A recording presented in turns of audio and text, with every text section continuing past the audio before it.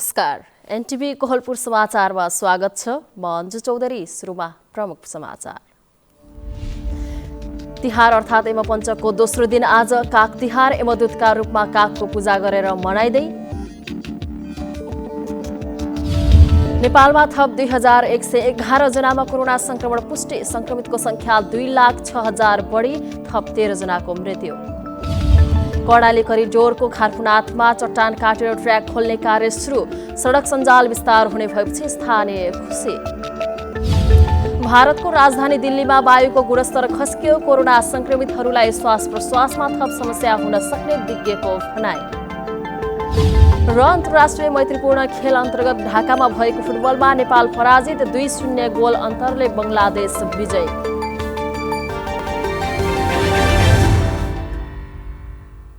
समाचार अब विस्तारमा। यमपञ्चकको दोस्रो दिन आज काग तिहार। कार्तिक कृष्ण त्रयोदशीका दिनमा मनाइने काग तिहार पर्व आज बिहान यमराजको दूतका रूपमा कागलाई मिठो मिठो चिजबिज खान दिएर मनाइँदैछ। बिहान सूर्योदय कालका त्रयोदशी भएको दिन काग तिहार मनाउनु पर्ने भएकाले शास्त्रसम्मत रूपमा आजलाई निर्णय गरिएको नेपाल पञ्चाङ्ग निर्णायक समितिका अध्यक्ष प्रा डाक्टर रामचन्द्र गौतमले बताउनुभयो। यमराजले लोकको खबर कागका माध्यमबाट थाहा पाउने भएकाले कागलाई यमदूतका रूपमा मान्ने शास्त्रीय विधान रहेको छ। कागले यमराज समक्ष राम्रो खबर लगिदियोस् भनेर आजका दिन कागलाई मिठो मिठो खाना दिई खुसी पार्ने गरिएको हो।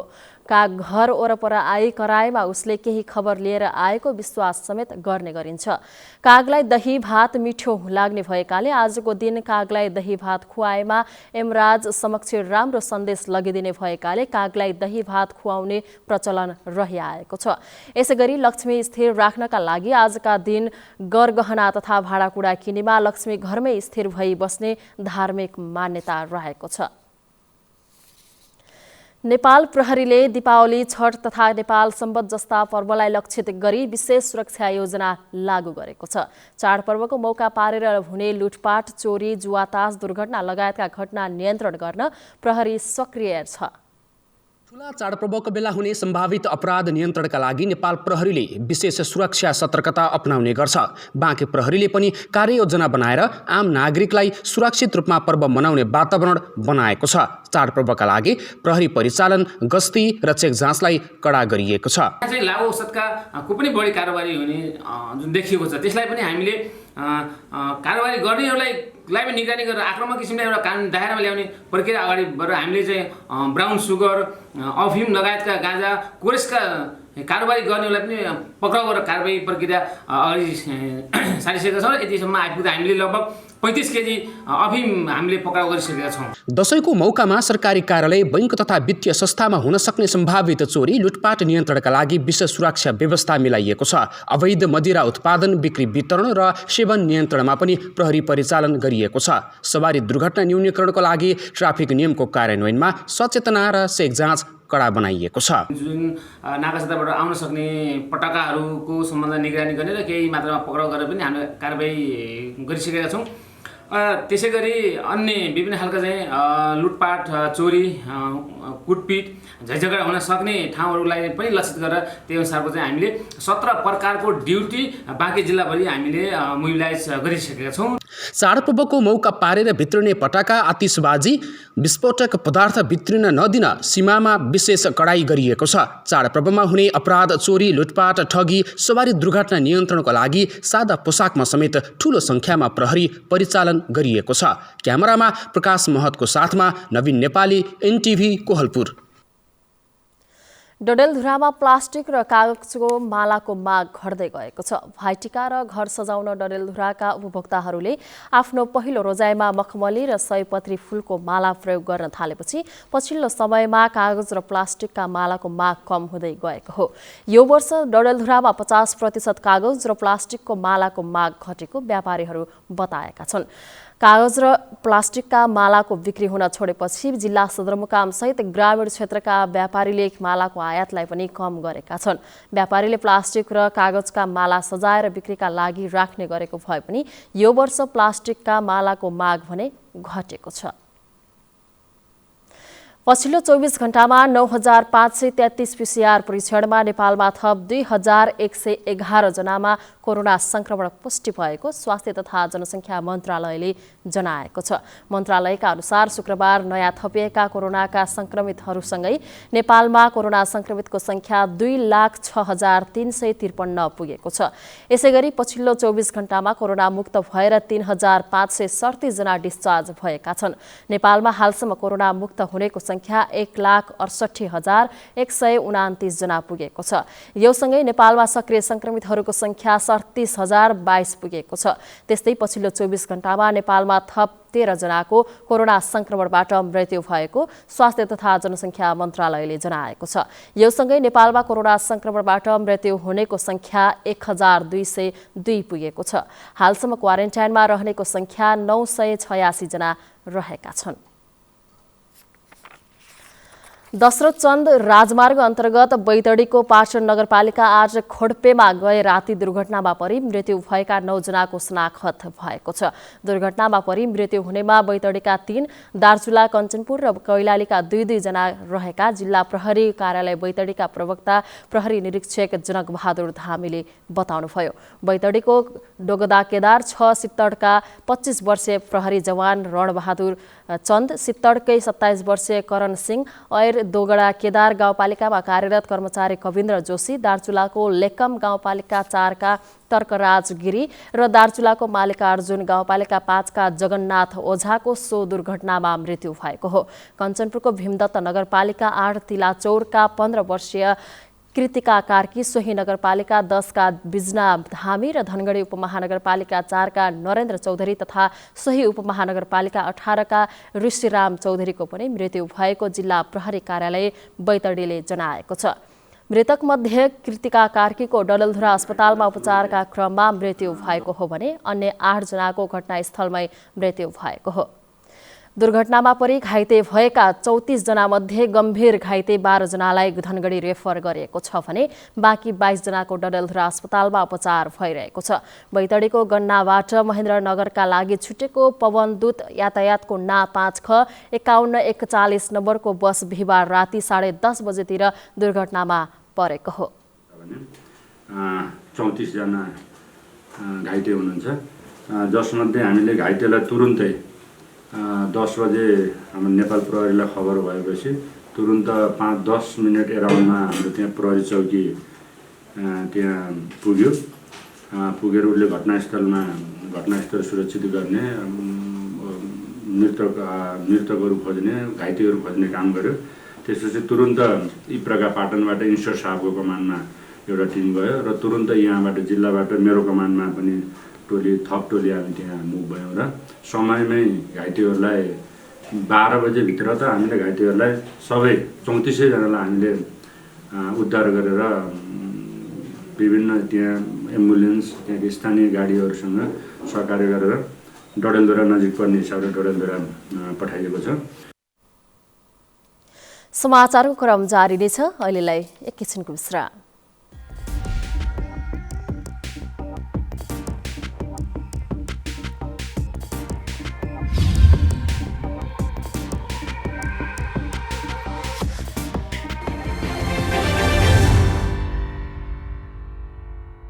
लामो समयसम्म हामी बन्दाबन्दी वा चाहिँ निषेधाज्ञा लागू गरेर चाहिँ सङ्क्रमण दरलाई नियन्त्रण गर्ने बाटोमा अगाडि बढ्न सक्ने अवस्था रहँदैन।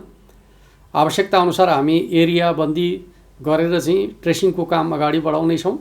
अन्यथा हामी आर्थिक क्रियाकलाप सँगसँगै महामारी विरुद्धको लडाइँ अगाडि बढाउनु पर्नेछ।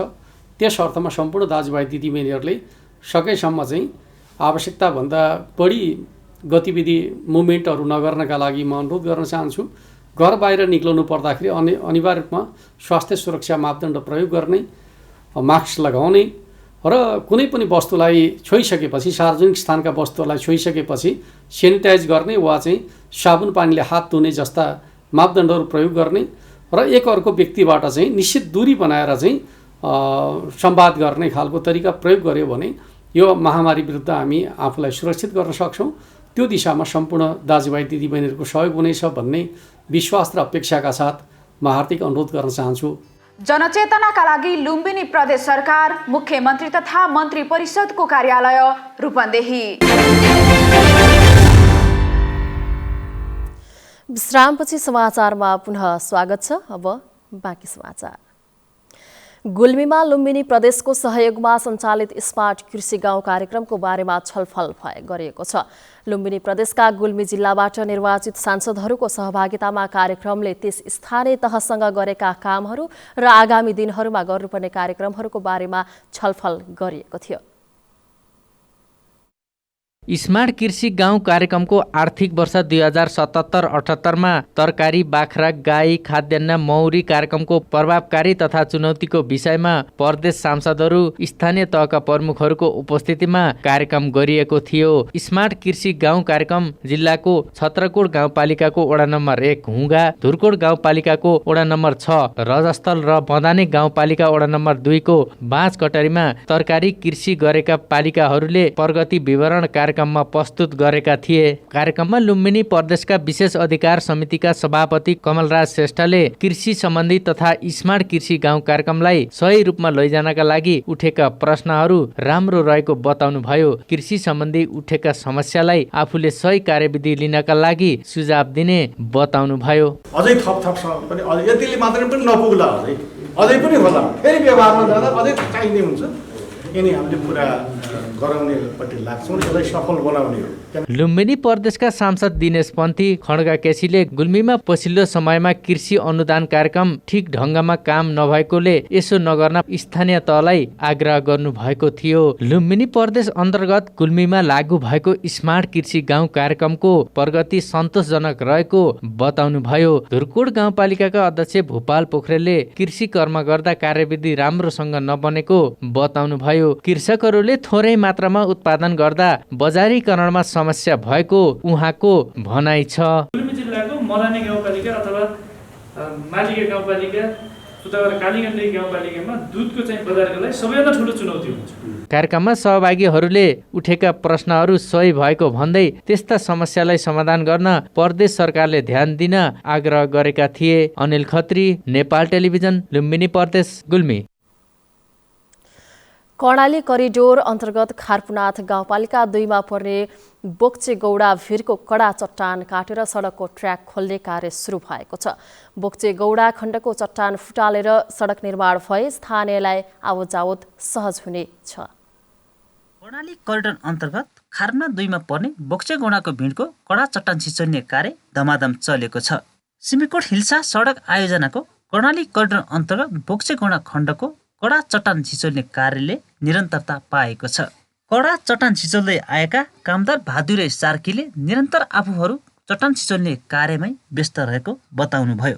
समाधान भइरहेको छ। अब मालमेट अहिलेसम्म राम्रै आएछ, हामीले पनि काम गरिरहेछौँ। अब यति जोखिम कम छ, सबैले हेरिएछन्, हामीले देखिएछन्। काम गरिए नगरिए भाइर मान्छे पनि देखिँदैछन्। हामी यहाँ खटेछौँ, हाम्रो ठेकेदारले पनि हाम्रो व्यवसाय गरिरहेछन्। हामी क्याम्प लिएर यहाँ बसिएका छौँ।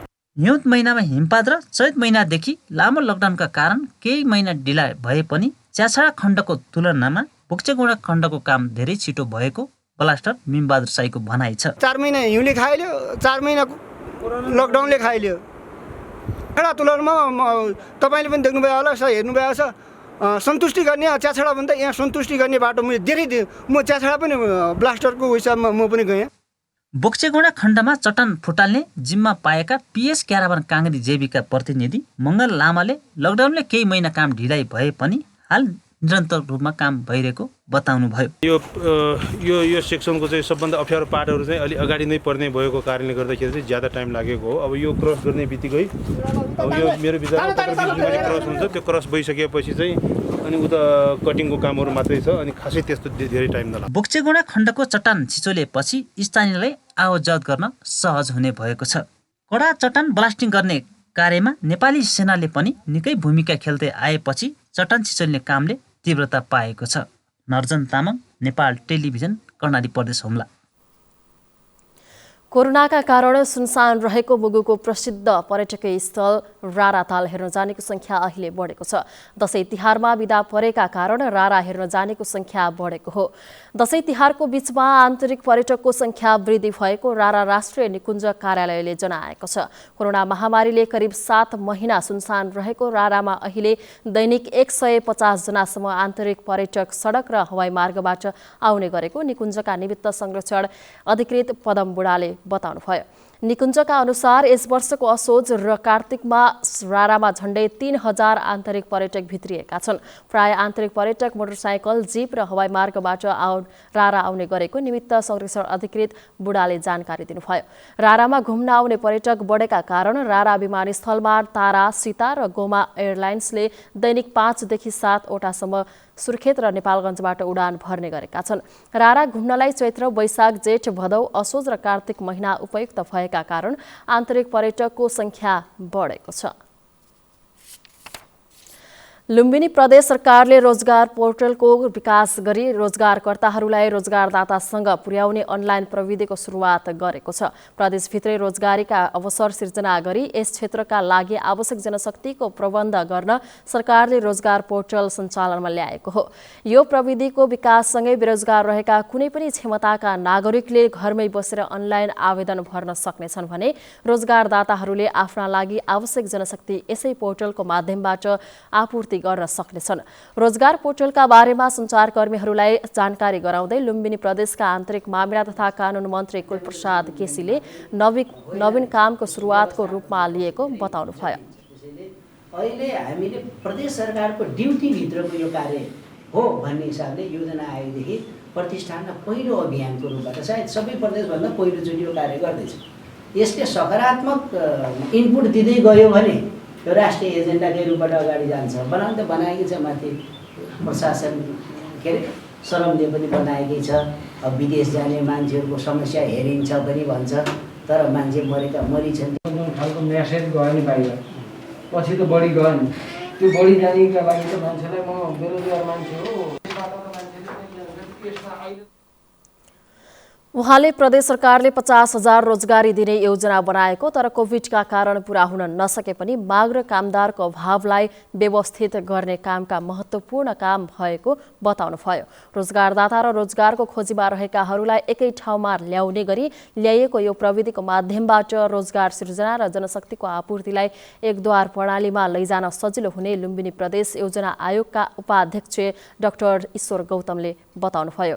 नागरिकहरूले यस पोर्टलमा गएर आफूले चाहेका रोजगार क्षेत्र, आफ्नो क्षमता र सिप तथा ज्ञानका बारेमा खुलाएर आवेदन दिन पाउनेछन्। यसैगरी रोजगारदाता कम्पनीहरूले आफ्ना लागि आवश्यक जनशक्ति, सेवा सुविधा लगायतका विषय खुलाएर जनशक्ति माग गर्न सक्नेछन्।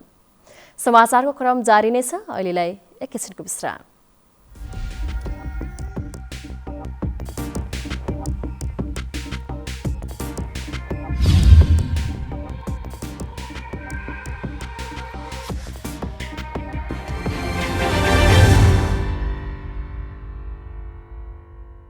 चढ्दा झर्दा एक आपसमा टच नगर्ने, सेनिटाइजरको अनिवार्य प्रयोग गर्ने, मास्कको अनिवार्य प्रयोग गर्ने, निश्चित स्टेसनहरूमा मात्रै यात्रुहरूको खानपिन व्यवस्थापनमा अग्रिम सूचना जारी गर्नुपर्ने, चालक र सहचालकले दूरी कायम भएको स्थिति र त्यहाँ यात्रुहरूलाई यो बारेमा अग्रिम जानकारी, सूचना र यात्राको सम्पूर्ण नोट जारी गरेर कोभिड पछाडिको नयाँ जीवन पद्धति, नयाँ यात्रा पद्धति स्थापित गर्नका निम्ति म सबै यातायात व्यवसायी यात्रुहरूलाई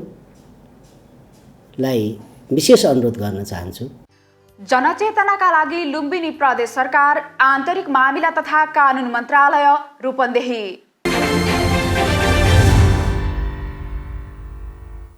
तपाईँ अहिले एनटिभी कोहलपुर हेर्दै हुनुहुन्छ। अब बाँकी समाचार।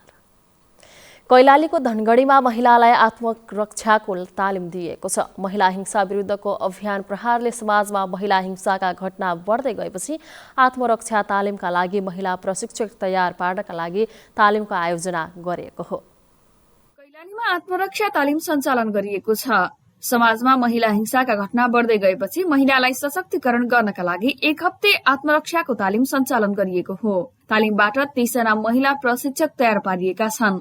1 हप्ते तालिमबाट तयार पारिएका प्रशिक्षकहरूले अन्य महिलालाई आत्मरक्षाको तालिम दिने प्रहार संस्थाका संस्थापक प्रकाश कुमार चन्दले बताउनु भएको छ। 30 जना चेलीहरूलाई एउटा प्रशिक्षकका रूपमा चाहिँ नै उत्पादन गरेका छौँ। अब यो चेलीहरूले विभिन्न स्थानीय तहहरूमा, स्कुलहरूमा, सरकारी स्कुलहरूमा निःशुल्क रूपमा चाहिँ नै दिने जुन हाम्रो लक्ष्य छ, यसले यौन हिंसा र महिला हिंसा चाहिँ न्यूनीकरण गर्ने चाहिँ यो प्रहार भन्ने संस्थाको चाहिँ उद्देश्य हो। तालिममा सहभागी महिलाहरूले एक साताको तालिमले आफूमा अन्याय विरुद्ध बोल्न आत्मविश्वास बढेको बताउनु भएको छ। महिलामाथि हुने हिंसामा कमी ल्याउनका लागि सबै ठाउँका महिलाका लागि यो तालिम निकै महत्वपूर्ण रहेको तालिममा सहभागी महिलाहरूले बताएका छन्। बालबालिकादेखि लिएर प्रत्येक उमेर समूहका महिलाहरूले चाहिँ यस्तो किसिमको तालिमहरू चाहिँ अनिवार्य रूपमा लिनै पर्छ जस्तो लाग्यो। किनभने तर यस्तो किसिमको तालिमले चाहिँ हामीले अब चाहिँ चुप लागेर बस्नु हुँदैन है, हामीले चाहिँ बाहिर अब बोल्नै पर्छ, प्रतिकार गर्नै पर्छ भन्ने कुरा चाहिँ हामीहरूमा एकदमै आत्मबल बढेको छ। हामीलाई गलत नजरियाबाट हेर्छ भने उसले चाहिँ त चाहिँ गलत छस् है भनेर भन्न सक्ने अब म त्यति सक्षम भएकी छु। टोल छिमेकमा भएका नानी बाबुहरूलाई होइन, प्लस आफू जस्ता साथीहरू मात्रैले नभइकन म एउटा आमा, एउटा विवाहित नारी मात्र नभइकन म एउटा 4-5 वर्षको नानीको मामु पनि भएकाले मलाई यस्तो लाग्यो कि म एउटा नानीको मामु भएर चाहिँ मेरो नानीको लागि मात्रै भए पनि मैले यो ट्रेनिङ लिनुपर्छ, अरू नानीहरूलाई चाहिँ यो ट्रेनिङ गराउनुपर्छ। सुदूरपश्चिम प्रदेशका पहाड़ी जिल्लाहरूमा महिलाहरू घण्टौंको पैदल यात्रा तय गरेर विद्यालय जाने गर्दछन्। तराईमै पनि विभिन्न क्षेत्रमा काम गर्ने महिलाहरू अबेरसम्म हिँड्नुपर्ने हुन्छ। सोही क्रममा महिलाहरू बलात्कार र हिंसामा परेका घटनाहरू बढेको देखिन्छ। यसरी आत्मरक्षा तालिम प्रदान गरिए धेरै महिला आफूमाथि हुने हिंसाको प्रतिकार गर्न सक्नेमा महिलाहरूको विश्वास रहेको छ। निर्मला खडायत, एनटिभी कोहलपुर, सुदूरपश्चिम प्रदेश, कैलाली। कोरोना संक्रमणको कारण तथा अस्पतालमा उपचारको लागि रगतको अभाव हुन नदिनको लागि कोहलपुर क्षेत्रका लायन्स क्लबहरूको सक्रियतामा वृहत रक्तदान कार्यक्रम सम्पन्न भएको छ। कोहलपुर नगरपालिकाका प्रमुख लुटबहादुर राउत र जिल्ला देवी प्रकोप व्यवस्थापन समिति बाँकेका संयोजक तथा प्रमुख जिल्ला अधिकारी रामबहादुर कुरुङबाङले संयुक्त रूपमा रगतको प्याकेट हस्तान्तरण गरेर उद्घाटन गर्नुभयो। सो कार्यक्रममा 110 जना रक्तदाताको रक्तदान गर्नुभएको थियो। कोहलपुर क्षेत्रमा सक्रिय लायन्स क्लबका विभिन्न संस्थाहरूले रक्तदान कार्यक्रम आयोजना गरेका हुन्। लायन्स क्लब अफ कोहलपुर मानस सरोवरको अध्यक्ष प्रकाश शाहको अध्यक्षतामा चण्डे गैरेको सञ्चालनमा सम्पन्न कार्यक्रममा बाँकेका प्रहरी प्रमुख प्रहरी उपरीक्षक ओम बहादुर राणा, लायन्सका जिल्ला कोअर्डिनेटर युवराज छेत्री, चिन्तामणी दिताल, टिपी नेउपाने लगायतको उपस्थिति रहेको थियो। अब अन्तर्राष्ट्रिय समाचार।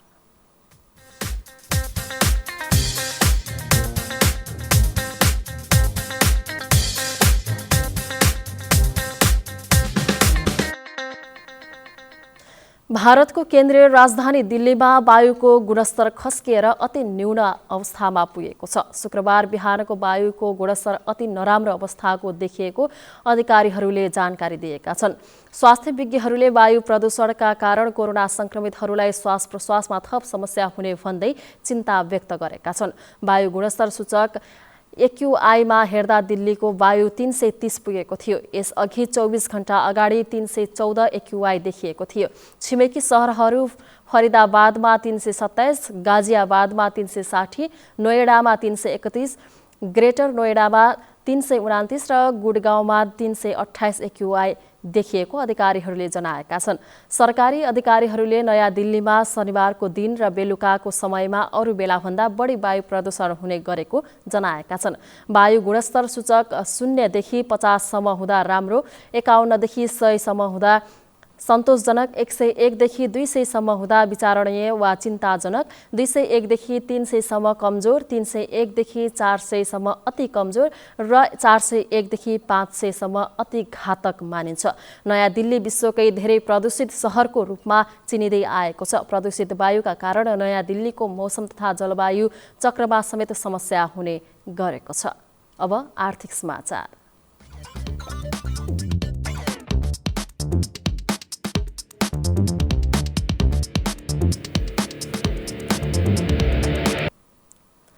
सुन कारोबार हुने साताको अन्तिम दिन आज सुनको मूल्य अघिल्लो दिनको तुलनामा प्रतितोला 500 रुपियाँले बढेको छ। बिहिबार 94,700 रुपियाँमा कारोबार भएको छापावाल सुनको मूल्य आज 95,200 रुपियाँ कायम भएको हो। नेपाल सुनचाँदी व्यवसायी महासंघका अनुसार तेजाबी सुन पनि आज प्रतितोला 500 रुपियाँले नै बढेर 94,700 रुपियाँमा कारोबार भएको छ। चाँदीको मूल्य भने आज पनि स्थिर रहेको छ। चाँदी प्रतितोला 1,220 रुपियाँमा कारोबार भइरहेको महासंघले जनाएको छ। अब खेलकुद समाचार।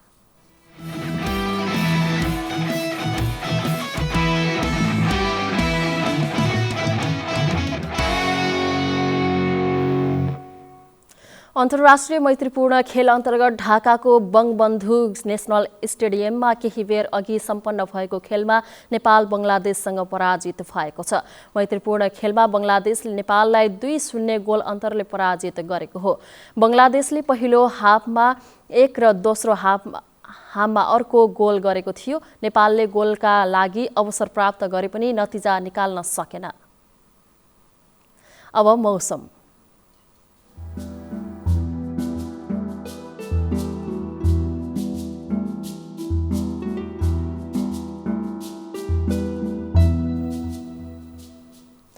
आज देशका पूर्वी भागमा उच्च पहाडी भूभागमा आंशिक बदली रही बाँकी भूभागमा मौसम सामान्यतया सफा रहेको छ। आज राति पनि देशका पूर्वी पहाडी भूभागहरूमा आंशिक बदली रही अन्य भूभागमा मौसम सामान्यतया सफा रहने जल तथा मौसम पूर्वानुमान महाशाखाले जनाएको छ। अब मौसम सम्बन्धी थप विवरण।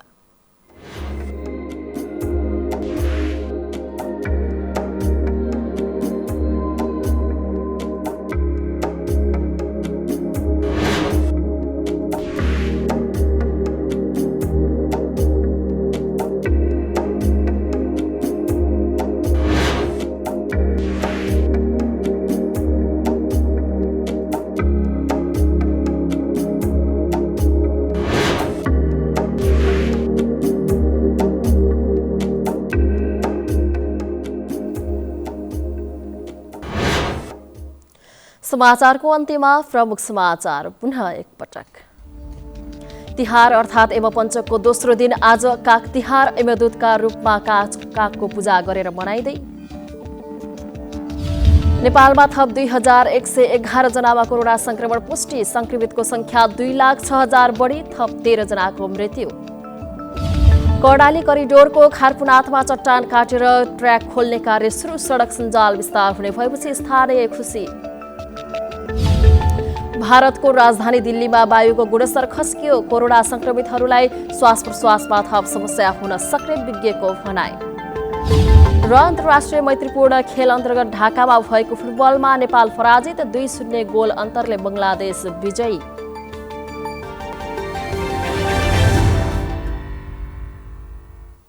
हवस् त, अहिलेलाई समाचारको सिलसिला यति नै। बिदा दिनुहोस्। नमस्कार।